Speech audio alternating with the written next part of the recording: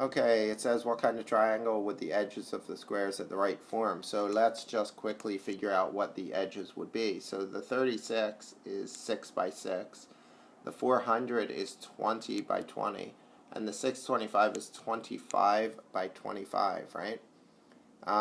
So now we have to see the rules, right? If a squared plus b squared equals c squared, it's right? We know that. If a squared plus b squared is less than c squared, it's obtuse. Obtuse. And if a squared plus b squared is greater than c squared, then it's acute, right? Okay, so let's see.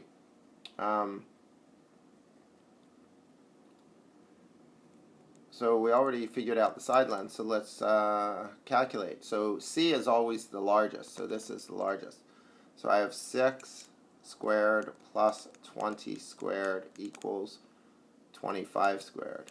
Actually, I shouldn't really say equals. I should say like an unknown here, right? I should draw like an unknown box because we're trying to see what it is, right? So I get 36 plus 400, and on the right side I get 625, and again we're trying to see, is it greater than, less than, or equal to.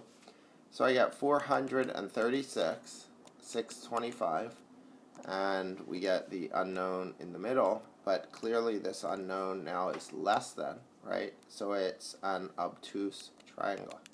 Obtuse. That's part A, right?